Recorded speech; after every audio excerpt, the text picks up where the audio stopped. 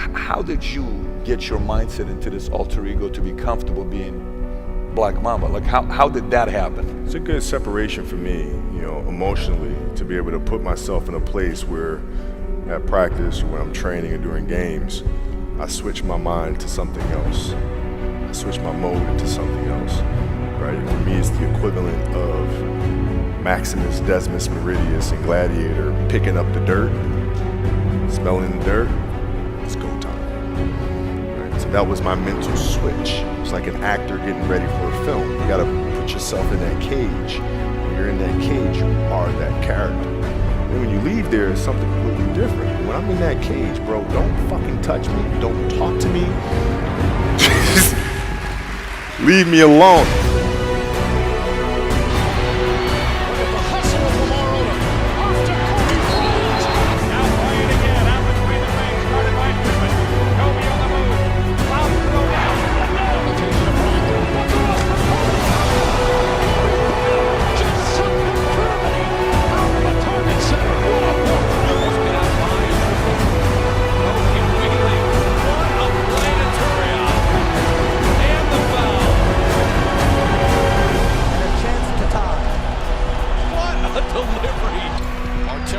Gets it to Bryant.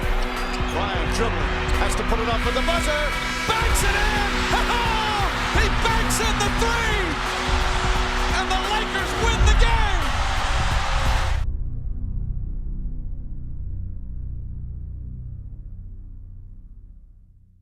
So what is your recruiting approach? So if you're sitting down with me, I'm somebody you really want me on the team. What's your approach to recruit me? You want first place, come play with me. You want second place, go somewhere else.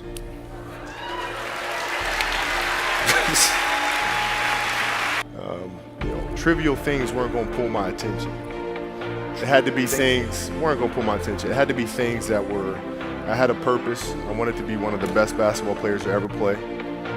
And anything else that was outside of that lane, I didn't have time for. At what age did that goal become crystal clear? I made that deal with myself at 13 years old. At 13 years old? 13 years old. That's the deal I made. Clear about it. Crystal clear. And where did inspiration come from? The love of the game. The love of the game, the challenge. Like I would watch Magic play, I'd watch Michael play, and I would see them do these unbelievable things, and I'd say, you know, can I get to that level? I don't know, but let's find out. Let's find out. Right? So, you know, basketball for me was the most important thing. So everything I saw, whether it was TV shows, whether it was books I read, people I talked to, everything was done to try to learn how to become a better basketball player.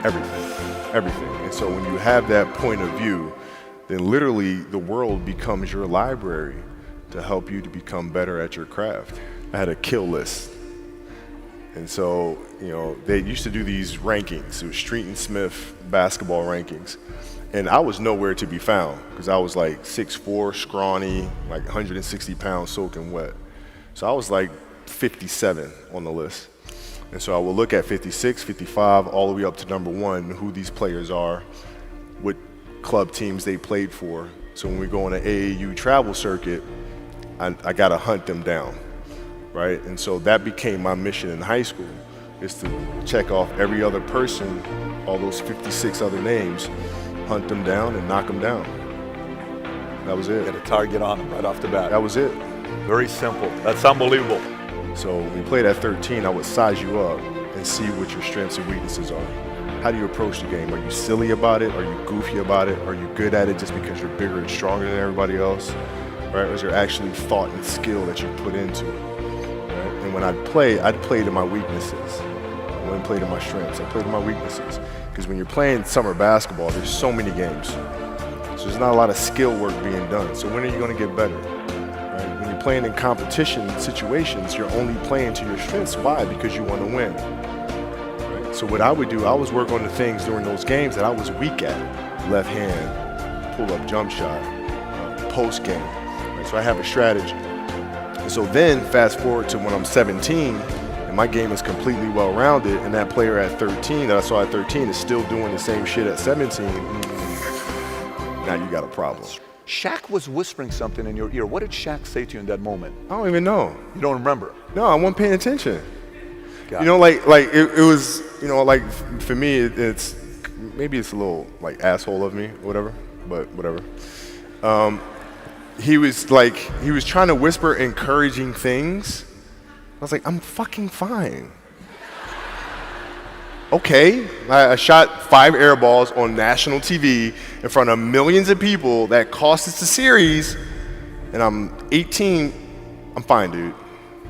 How do you get there how does somebody get there mentally with that public humiliation? To some people hurts them and they don't come back because, you know, there was a player, Barbosa. I don't know if you remember Barbosa. Yeah. Of course, you remember. Of course. He was extremely talented for a good, quick first step, but they said he wouldn't do well when the spotlight was on him. Yeah. How did you get mentally and emotionally so strong where it doesn't bother you? Well, you know, you got to look at the reality of the situation.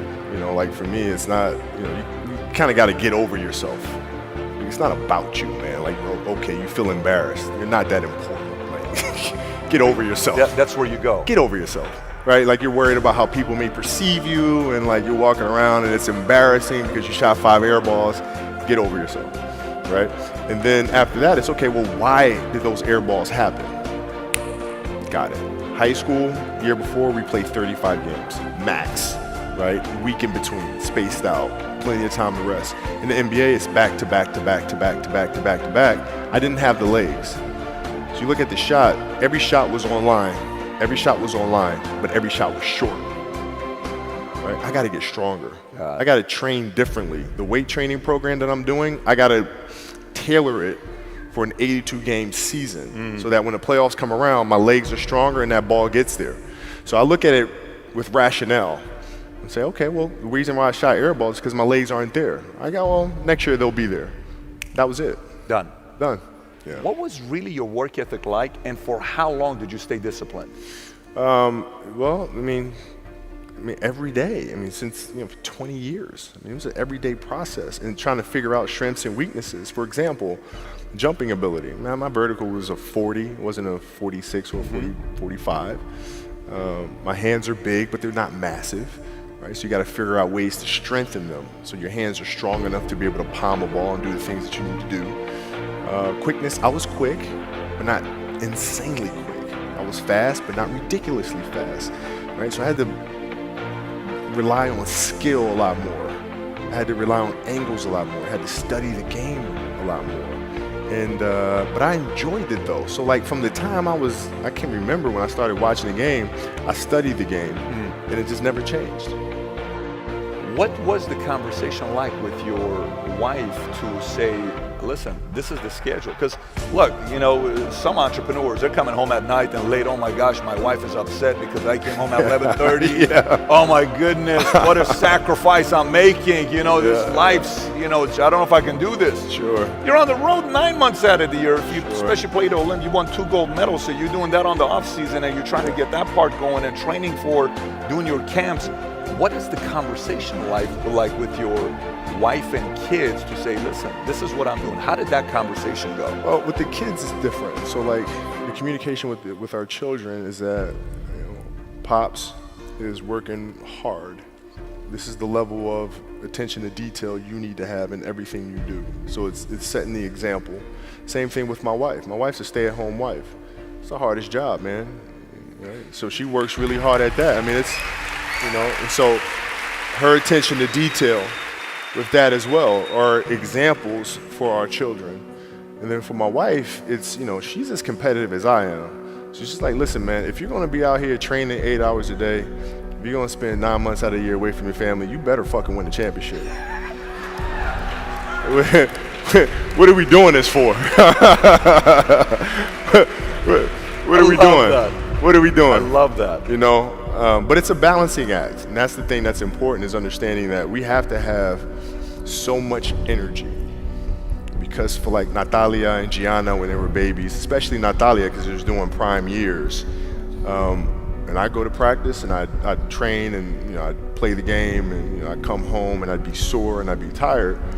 And she wants to go swimming, she wants me to take her to the park, she wants to just jump on my back or whatever the case may be. You can't say, I'm too tired, I'm going to lay down. That's not fair. She doesn't know what the hell's going on, right? And if this was a game, you'd suck it up and play. I played games with the flu. I played games with 102-degree fever, man. Powerful. You can't do that. That you is can't. so powerful. Right? You got to be on, man. You're playing against the Golden State Warriors. Score is 107-109. You guys are close to getting into the playoffs. You know exactly what happens in the game. You go up, you're about to take your shot, and then all of a sudden, boom, Achilles happens, right? Friend of mine, Nima, he is here just to listen to you. He played ball. And he told me, he says, Patrick, I don't think you understand. He says, when I tore my Achilles in high school, he says, 4 friends of mine dragged me to my house. I was crying from there straight to the hospital. He says, I have no clue how the hell this guy did it. He went and hit the free throws, and then you walked off the stage. Yeah. And you got the surgery done. Yeah. How the hell do you tolerate that kind of pain? You know, I use this. I tell this example, and I think this is the best way to explain it. You know, you have a hamstring injury. You pull your hamstring really, really badly. You can barely walk, right? Let alone play anything. Soccer, basketball, volleyball, whatever it is. Can't do anything. Doctor tells you go home, sit up on the couch, rest your hammy, right? Stay off of it, don't get up, no sudden movements. You're at home, all of a sudden a fire breaks out in the home. Right? Your kids are upstairs, you know, wife is wherever she may be, you know, shit's going down, right? I'm willing to bet that you're gonna forget about your hamstring, you're gonna sprint upstairs, you're gonna grab your kids, you know, make sure your wife's good, you're getting out of that house, right? Hamstring be damned. You're not gonna feel your hamstring, right? And the reason is because the lives of your family are more important than the injury of your hamstring. And so when the game is more important than the injury itself, you don't feel that damn injury. Not at that time. When I went in the trainer's room, my kids are in there, and, you know, they're looking at you and stuff, and I'm looking at them, and I'm like, you know, it's all right, Dad's gonna be all right. We'll be fine. We'll be all right. We'll be all right. We'll be all right. As a parent, you gotta set the example. You gotta set the example. This is another obstacle. This obstacle cannot define me. It's not gonna cripple me. It's not gonna be responsible for me stepping away for the game that I love. I'm gonna step away on my own terms. And that's when the decision was made that, you know what? I'm doing it. I'm doing it.